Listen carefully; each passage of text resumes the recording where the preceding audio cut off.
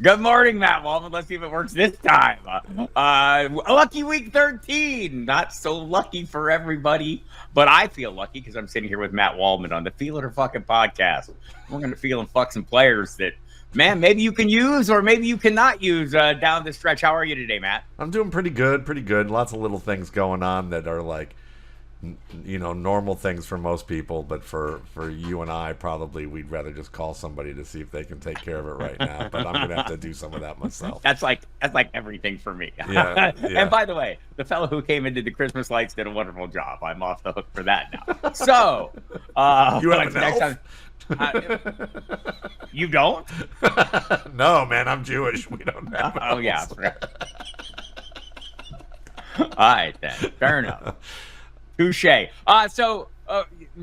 if you haven't been watching games paying attention, some big injury news. Christian McCaffrey goes down with a likely season-ending injury. It sounds like PCL. Taysom Hill likely done for the year. So, and we're heading into a week with 6 teams on bye. So you're going to have some plans in place. Some of those teams are pretty good too, said the Baltimore Ravens. So you're going to have some plans in place and maybe have some players on standby to help carry you through the tough part coming up and into your playoffs going forward. So what we wanted to do is we have a theme. You're welcome.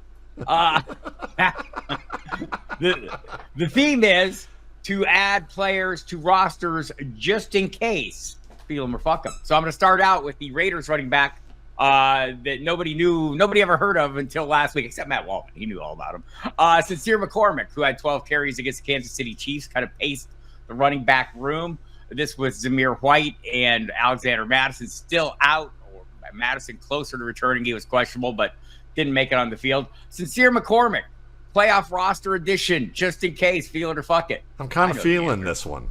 I feel like I knew you would be. Yeah, I mean, listen, he ran confidently. The Raiders blocked things up pretty well in the past few games that he was playing through, but he's a good tight crease runner, so he's confident in terms of the play scheme and hitting it where he's supposed to. He's breaking tackles, he's bouncing off hits, he's showing enough burst to get the corner. So I think that there's something there with him. Obviously he was a touted Texas collegiate player who played very well at a smaller program, but really couldn't stick anywhere on an active roster. But he's someone that looks like he's getting his opportunities, he's making the most of them, and I think that you could see him as being a compliment to Madison down the stretch here, who can run tough and really kind of sustain the ground game in a way that maybe Abdullah they don't really see being that. We are talking about the 2-10 Las Vegas Raiders. Anything here is possible. Antonio Pierce will be looking to get what he can to maybe salvage the season, perhaps his job.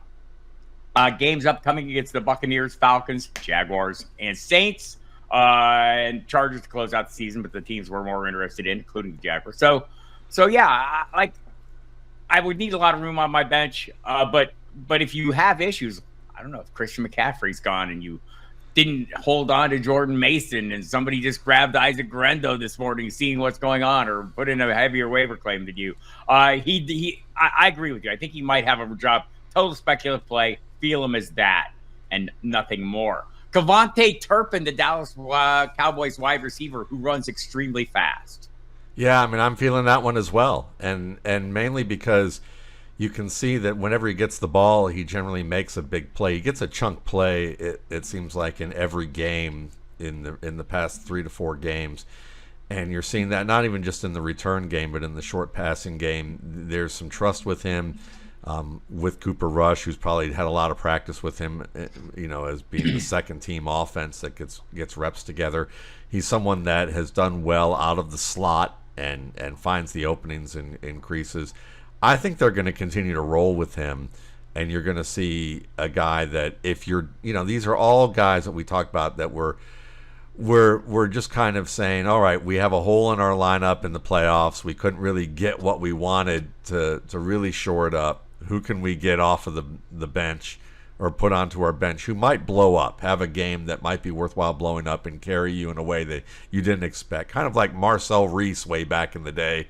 with the Raiders, who was a fullback who they used as a running back for a The while. best player ever. Yeah, exactly. I love Marcel Reese. And hey, listen, he won me a league. Me too.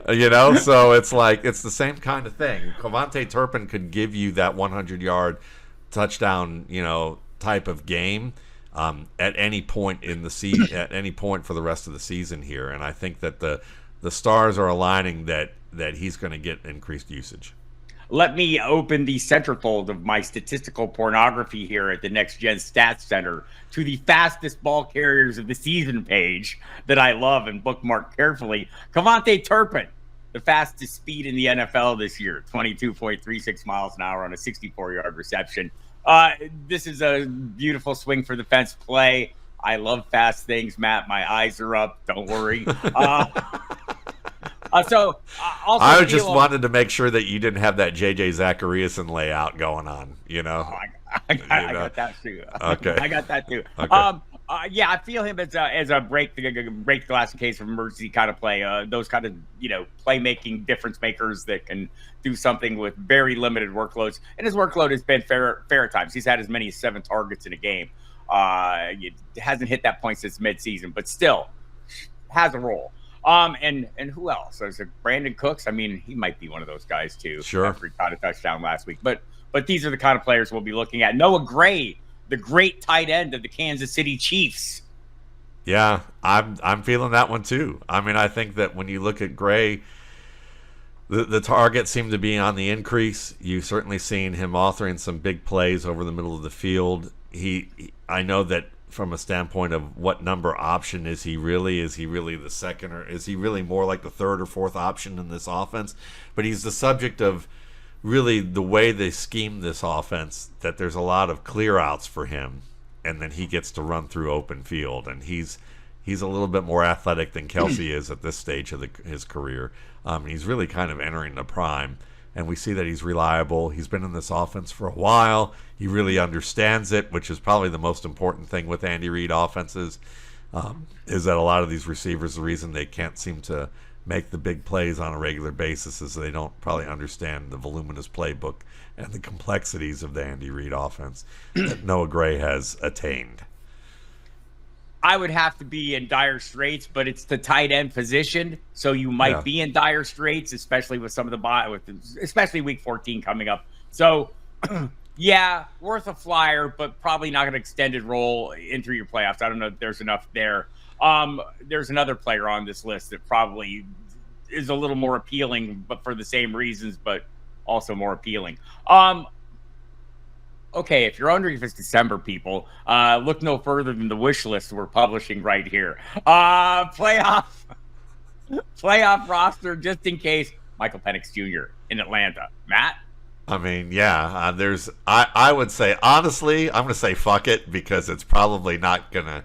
I know there's a lot of calls for it to happen with a 4-interception game, but I think they're going to have to be out of the playoffs. And are you really going to take your chances with a guy who hasn't stepped onto the field yet as a full-time starter for a week in Michael Penix? I'd say if you're that desperate, sure, because the weapons are good. He's a good player. Super flex, absolutely. He can give you that. But I'd say in like single rosters, you're probably not going to have to go that low.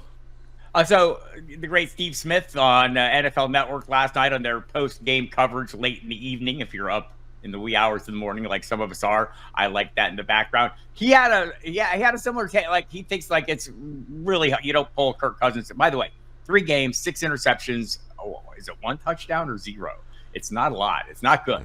So there's going to be this chatter, and I feel like if you're in a super flex league and you're trying to stay ahead of the curve, I don't think this is a horrible move, but you have to have room on your roster. Don't drop anyone who might give you an ounce of production that you might need. But if you have that spot, man, these are the kind of speculative plays that you never know. Like, I'm not feeling it, but I don't want to fuck it either. No, I think it's a great point in how you say it. And the reason that I think we're feeling it, just to kind of remind people, is that even in limited time against the Broncos, that Penix changed plays at the line of scrimmage, threw a couple of really pretty balls, and you're going to see that one of the things that he does better than Kirk Cousins right away is, one, avoid defenders in the pocket, be able to create, well, actually three things: avoid defenders in the pocket, create past the line of scrimmage as a runner, and be able to throw vertically and with some zip on it, which is something that Cousins has struggled with. Even if it's gotten a little bit better early in the season, they had to protect him wholeheartedly, and now you're looking at him and you're seeing that he's still trying to make some of these these hubris plays, and that's always been the nature of his game. Now, Penix is going to misread coverages and make some plays that respond to all the social media people to go, oh, he stinks, he's a bust, he's dumb, all those things that people said about Andrew Luck and anybody who was any good during their rookie year when they make a mistake. But overall, I think the Michael Penix era may be coming sooner than later. Interesting thoughts here. By the way, the number was 6 interceptions and 0 touchdowns over the last 3 games. Yeah, well, 4 of them came yesterday. So well, that's true, but the 0 touchdown portion is in Kyle Pitts. I think it was single digits yesterday. It's tough. Maybe that's your that's your Noah Gray talking point there. That's tight end this year in kind of a nutshell, though. So I think the numbers for Pitts. You mentioned JJ that reason. Let's bring up the data dump here. 2.1, 9.5, 1.9, and 0 points over his last 4 games at a 5.3 target share yesterday. Notice the eyes were not up, and then they came up, and there was a smile on his face. So JJ did the job. But I would definitely say, it's a great point, and certainly Penix would help. All 3 of their main receivers, especially London and Penix, use their height, being able to throw more back shoulder, more stuff at the boundary with, with the type of trajectory that Cousins just can't do. Would even help Mooney just in the sense of throwing timing routes. And Atlanta doesn't, the timing route thing with Cousins is a bit more of a struggle this year because of that injury that he had and him coming back from that. So that could definitely be helpful. If they insert Penix into the lineup, it's just whether conceptually he's going to be able to overcome what defenses throw at him as a rookie and getting into situational football that requires a little bit more effort and time. So, I mean, they're only going to put him in if they're out of the playoffs. To reiterate, not feeling it, but ain't going to fuck it. That's right. So there we go. And Superflex, maybe feeling a little bit, being a speculative play. So I want to bring that. So something you were just talking about kind of sparked my interest here. Thinking about players coming off serious injuries. We look at Kirk Cousins, not quite where we expect him to be or hope he would be. We could say the same of Aaron Rodgers in New York. Coming off an off season, we could think about Christian McCaffrey, now suffering another injury, but prior to that, he comes back. We could think back to last year, Tony Pollard, right? Having a hard time and acknowledging an injury he suffered in January was still impacting him up through week 10. So Isaiah Pacheco comes back on Friday and only gets 7 carries. We look pretty damn good, right? I think we've got 100 carries plus carries for Kareem Hunt, no 20+ yard runs. Isaiah Pacheco comes out and racks one of those up right out the chute. Kareem Hunt still had a role. It was an even split. As I said, Kareem Hunt ran more routes. How do we feel about Kareem Hunt? Yeah, I think he'll probably be dropped in a lot of leagues. Is he somebody you'll be looking to pick up just as an emergency play down the stretch? I think that's the perfect way, because I think we were wrong. We were wrong last week to talk about that Pacheco, that we would like to see Kareem Hunt continue in his role and Pacheco kind of sit and get better. Looks like the Chiefs knew exactly what they saw in Pacheco in practice to get him ready to go. So that's good. But I think let me just jump in, because I think that brings up a point. It may be that there is a time that factors into this. Like, he was out 9 weeks, as opposed to a year or 9 months. And so this is because that was one of my thoughts, and that's one of the things we discussed, is the guys coming back sometimes go a little slower. Maybe there's a time factor involved here. Right, exactly. That the injury was not that serious as a result of that. The rehab didn't need to be as lengthy, so that worked out pretty well for him. But I would also say, does he recover quickly? That will probably be the big if. So I would put it this way: if you were starting Kareem Hunt, you're no longer starting Kareem Hunt. If you're thinking about dropping Kareem Hunt, I would say unless there's a massive hole in your roster and you have depth at the running back position that you feel comfortable inserting somebody else in there, keep Kareem Hunt otherwise. Or if he's dropped, I would add him as a speculative play because we could see Pacheco get hurt again, and then we're back on the Hunt train. And he's too valuable of a player and a good offense to completely come off of or just forget about altogether. Okay, 30040420043. I tell you these numbers, that's the carries that Chris Brooks has gotten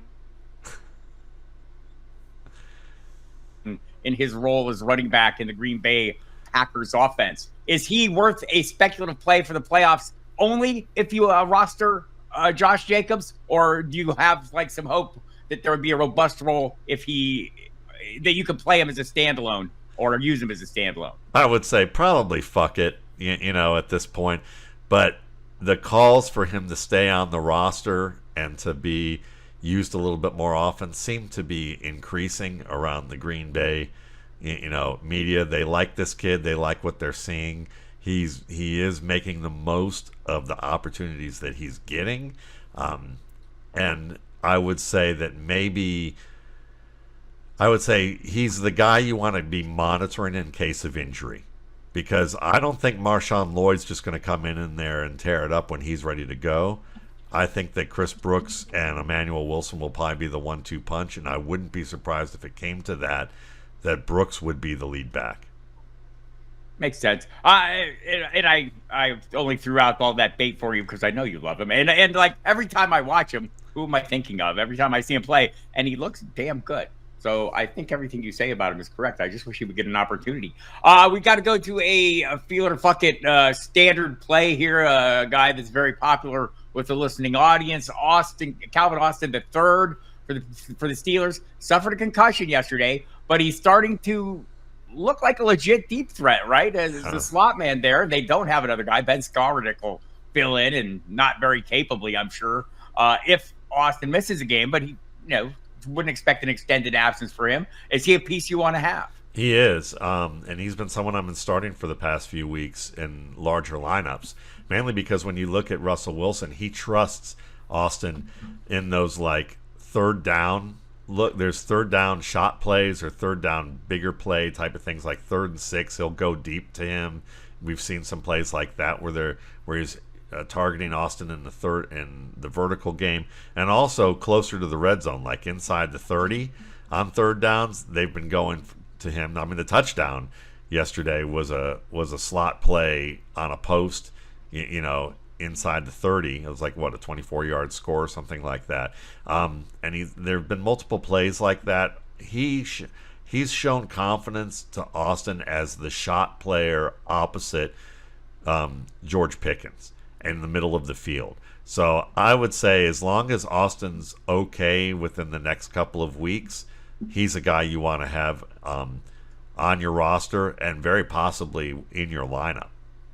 Yeah, I don't disagree with that. Depending on the depth of your league, I think it's a totally viable thing, and he is a favorite out there. All right, here's one who is not necessarily a favorite, but kind of interesting. Alec Pierce for the Indianapolis Colts. We do have injury issues. We don't know how long Josh Downs is going to be out, or Ashton Dulin for that matter. So Michael Pittman Jr. led the way with 57 snaps. Alec Pierce, next man up with 44. Adonai Mitchell worked in the slot, but they went way more heavy with the 2 tight end sets without Downs in, so maybe not much A.D. Mitchell, but plenty of Pierce. Is he worth a spot on your roster, Matt? Absolutely he is, and it's funny. It's been kind of up and down all year, but like all the receivers on that team, they drop footballs like crazy. I mean, it's the same thing every week with Anthony Richardson, which is he looks better than his stats.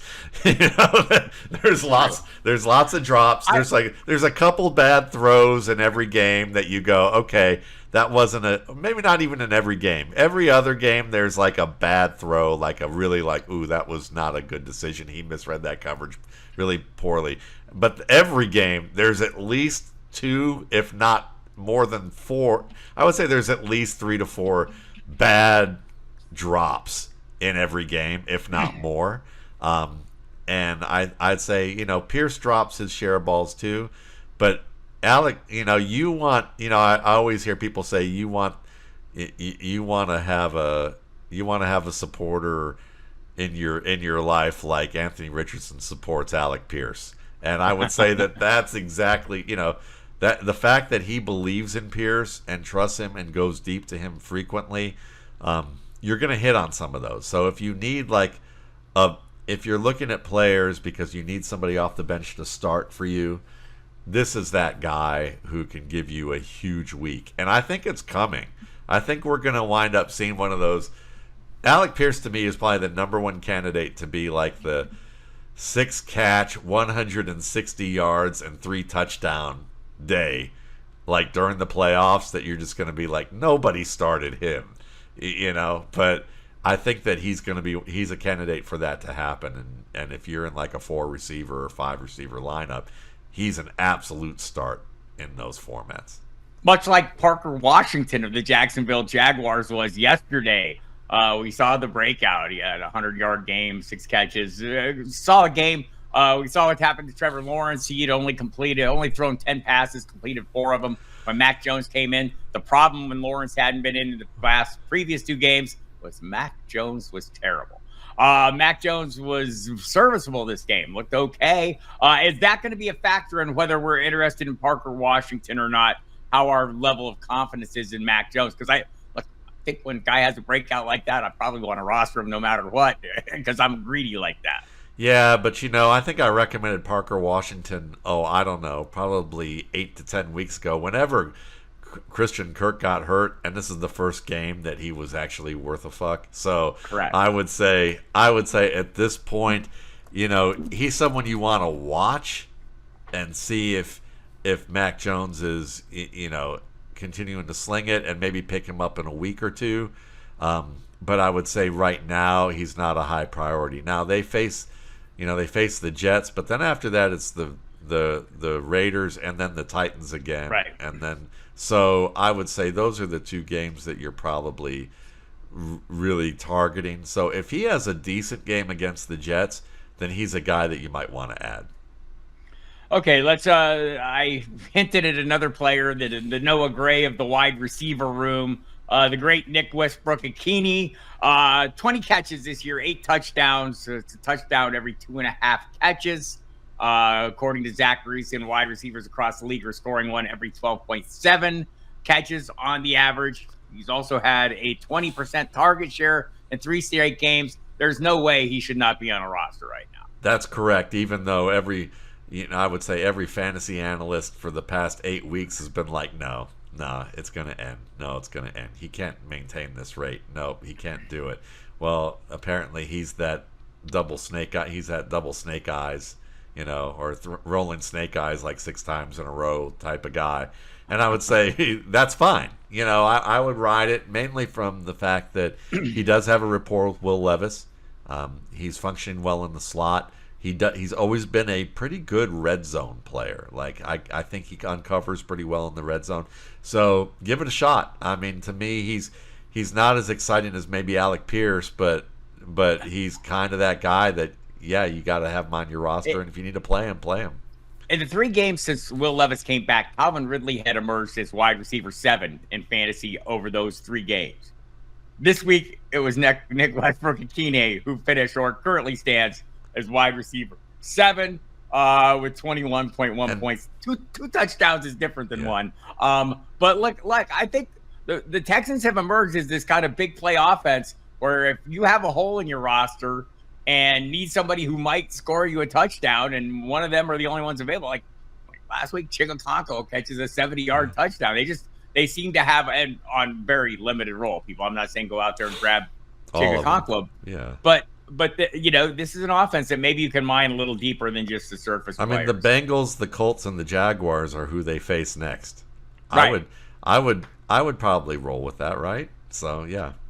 I think that is a reasonable assessment. All right, so we have a second theme on the program today. Go out and roster or not those players just discussed, and in the leagues where I'm in, some of them might not be available to you. I had an early look at the list. Sorry.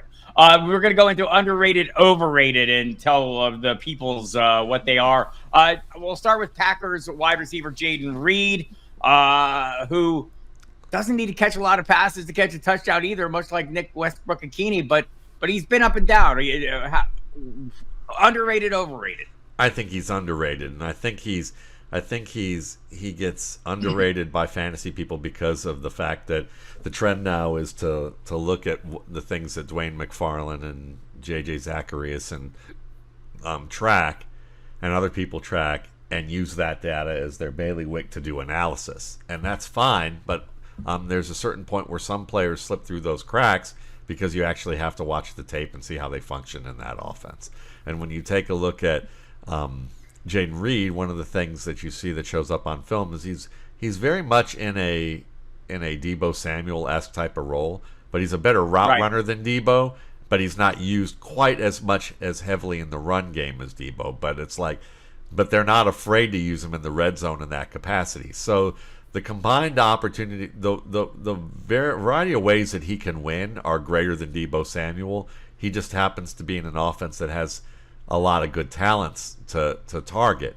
But he's still, to me, the primary guy in that offense. It's just that he's not always used on a level that you would desire. And I think that the level of big plays that he does attain, it's worth having him. He's a guy who will produce as a wide receiver 1 for you on good weeks, but he might end up being like a wide receiver 4 on bad weeks. So he's like the ideal wide receiver 3. I feel like that's like the entire Packers receiving corps, though, right? And especially in a season where we haven't seen Jordan Love have many top 10 performances, we're not getting that trickle down to a larger group of wide receivers. It seems like it's one at a time, a little bit of whack-a-mole there. Seems like, well, speaking of one at a time receivers, Lad McConkey seems like the only, like, at least consistent and reliable receiving asset for Justin Herbert. He's beat up, hurt his knee yesterday. Is there a replacement for Lad McConkey on the Chargers? Yeah, it's a great question, and I would say they're going to try, but who are they going to do? Is it going to be Palmer? Probably. Joshua Palmer is probably the guy that you're going to be looking at getting more of that volume. The other guy that might be sneaky is Jalen Reagor. He might be a sneaky get, but I would say you're not adding him. You're just watching to see if he starts to emerge. But it's going to be the Johnston Palmer Reagor show probably out of those guys. I know Semi Fehoko will be someone that people are also considering there too, but I don't think he offers as much. He doesn't offer much after the catch, and I don't think he offers as much as a route runner other than in zones, whereas McConkey can win one-on-one in the same way that Reagor can win one-on-one. But I think it's Palmer's the guy is probably the top candidate here. Hopefully McConkey's okay, because he's been playing great. Yeah. Yeah, he mentioned, they asked him. We didn't see him much in the second half. He wasn't on the field for the final series, but the Chargers didn't hardly have the ball at all. And so I don't know if we got a true read on what's going on. He was massively busy in the first half of that game. And, he was he was pretty much the passing game. It was him, and then the other 8 receivers combined for a bad day for Jayden Reed without a touchdown. There you have it. Jayden Reed. Yeah. Exactly correct. James Cook. Is he underrated for his tier? And let's slot him in as a running back 1-level play. Yeah, I think he is underrated in that tier. And I think part of it is when you watch. I remember watching him at Georgia and thinking there's like an outside chance that this guy could be like a Chris Johnson type talent. And if you don't remember Chris Johnson and you're new to this because you like watching old men pontificate about football and you're under like 25. And you don't really get into football. Chris Johnson was basically basically Darius Davis, the wide receiver for the Chargers, with like unbelievable balance and power, in terms of how he could run. And at the height of his career, he was the best back in football, and that's saying something considering I think at some point Adrian Peterson, Marshawn Lynch, Maurice Jones-Drew were all in those conversations, and Ray Rice, a lot of really good running backs at that time. Another point here. If Saquon Barkley breaks the yards from scrimmage record this year, which he might, that's Chris Johnson's record he'll be breaking. Right. There you go. Great point. So Cook has that. he doesn't have that kind of contact balance that Johnson had at the top of his career, but he's as nifty of a runner in tight spaces with great balance in and out of cuts and to be able to make people miss with multiple moves. He's efficient and dynamic, and it shows up in his game. And when you have a decent run blocking unit, you can see why he's averaging 4.7 yards per rush, because he's gonna break long plays for you, and he's gonna maximize the creases that they do open, and he's good in the passing game. I mean, they've kind of split that three ways in the running back stable between Cook, Davis, and Ty Johnson. But Cook's a good all-around back, and he is by far their best runner between the tackles right now. So yeah, all three of those guys good in the snow, it turns out. Yes. So for Cook, for me, like, I think he is totally underrated. I think I've had a bit of a blind spot for him, and I'll tell you why. It's because I'm blinded by the Josh Allen.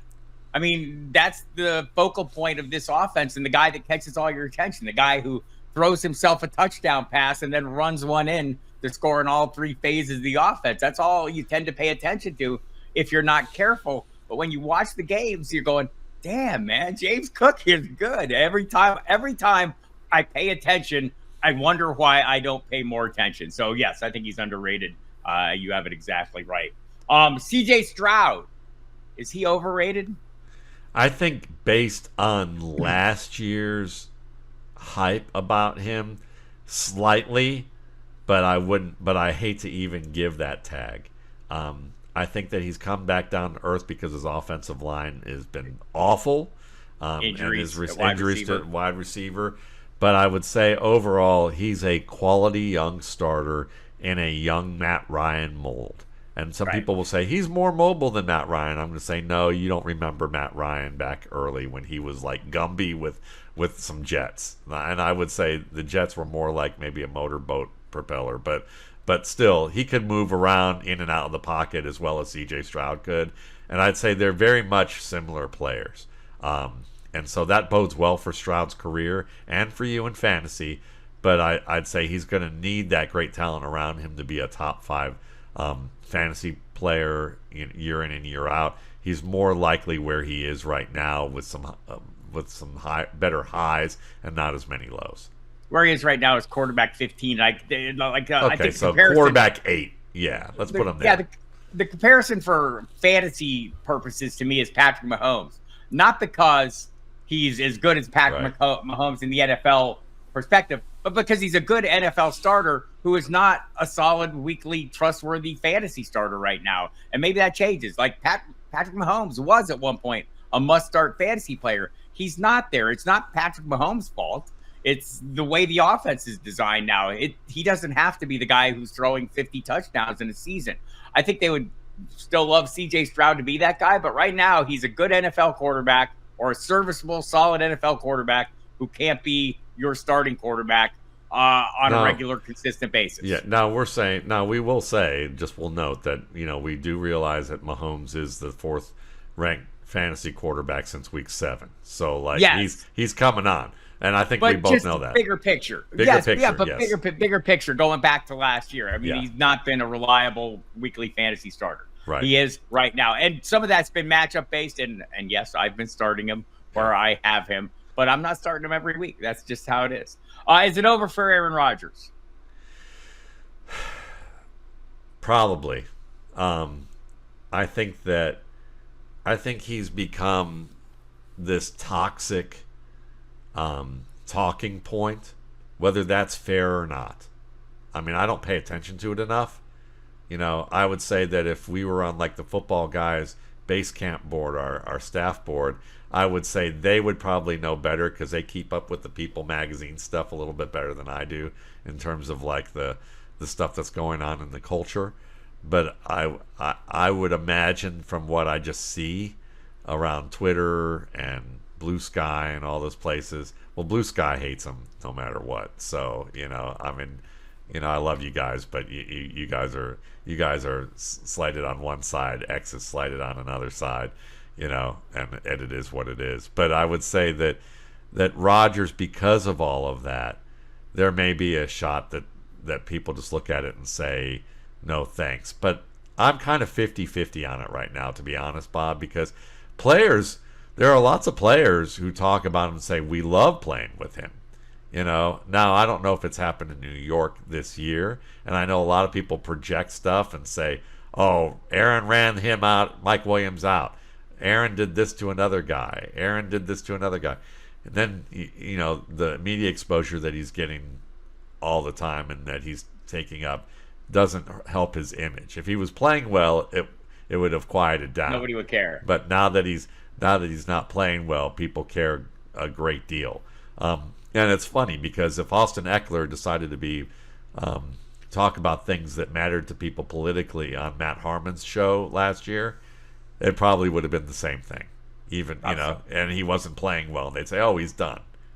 So I'm 50-50 on it. I would say if you're a dynasty player and you don't have a quarterback situation and you're thinking I may need to draft a quarterback this year, I would tell you add Aaron Rodgers just in case, because I'm not sure the quarterbacks this year are going to make a huge impact as rookies. We'll see.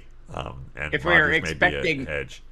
If we're expecting a Farvian story arc, the similar arc here, he'll be the Minnesota Vikings starter next year and have a great season. He's got what will probably happen is he ends up in Cleveland and he's awful, and there entirely we go. possible. Like I don't know if he's done or not. Like it's what we talked about earlier, players coming back from extended absences. Maybe he needs time, but he's also 41, so that is he's a different creature. So I'm probably not going to be heavily invested, but I don't disagree with what you said. If I have him on a roster in a dynasty league, he's a hold. Wait and see what happens. And if I have no quarterbacks and room on my roster, and I'm like grasping at straws heading into a draft in a dynasty league, I think Matt's point is well taken. What are we doing with Kyler Murray? Is he overrated or underrated as a fantasy asset? I think he is exactly who he is as a fantasy asset. I'll put it that way.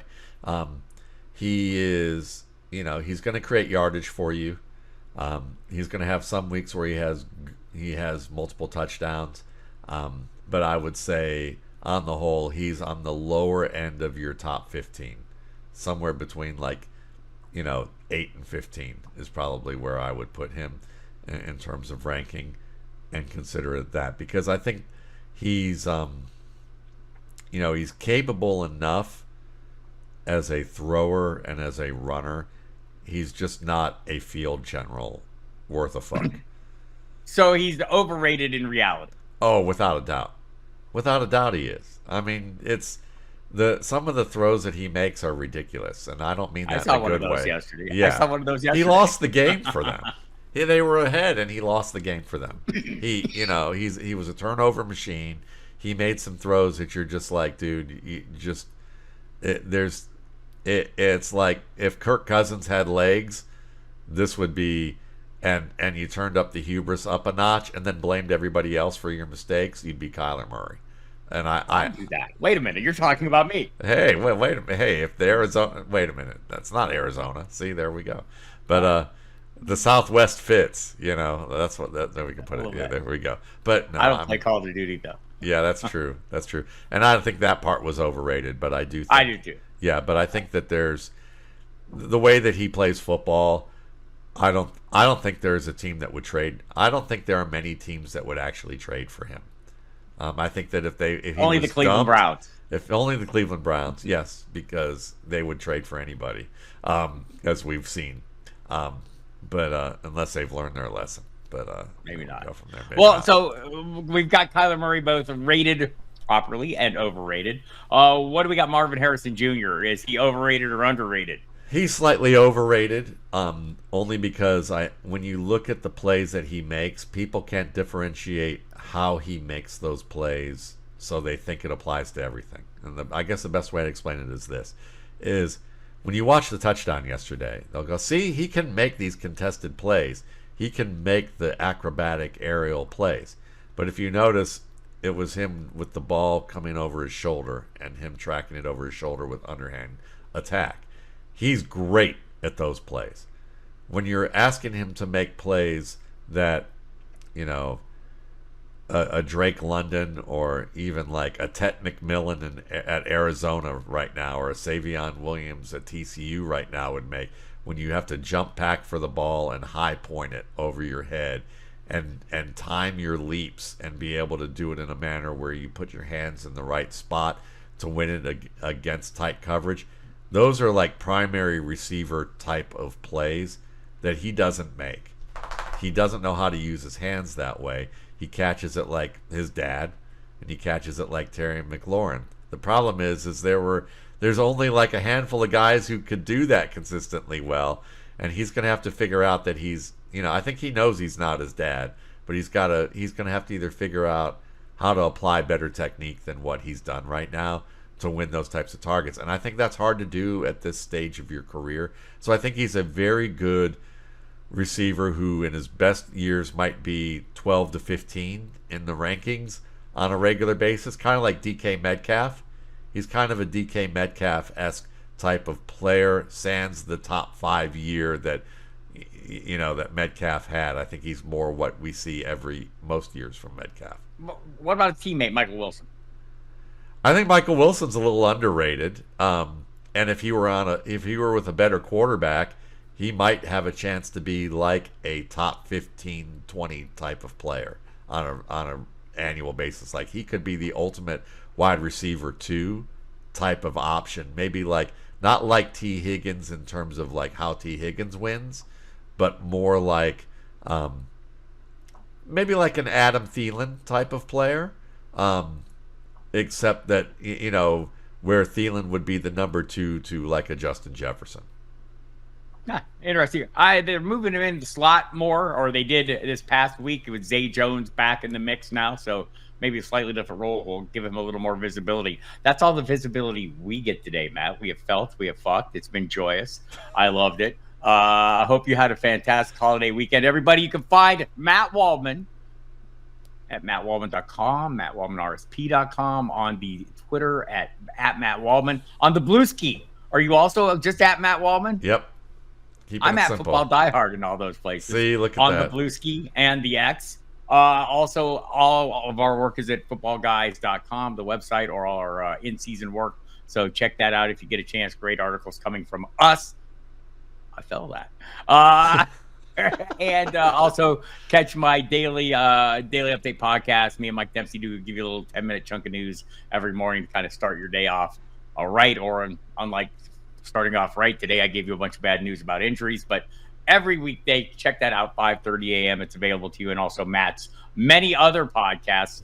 Most of them much better than this one. Hey, no, this one's great. I think Bob may need a cigarette after this one. I don't know, but we do have the RSP pre-draft pre-order that is likely to be announced sometime this week. We'll likely put that on sale. So for those of you who are new to the RSP, it's by far the best thing that I do.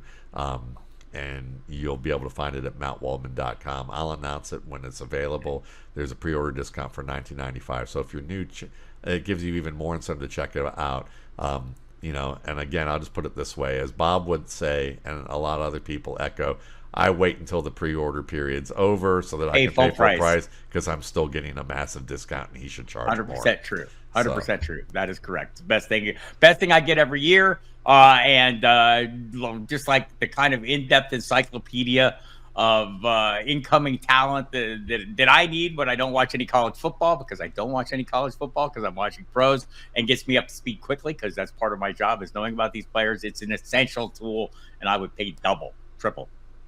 All right, quadruple. Quit. You've gotten enough out of me already. All right, everybody. We'll see you here next week for more Feeling of Fucking. Goodbye. Love you, Bob. Love you, Matt.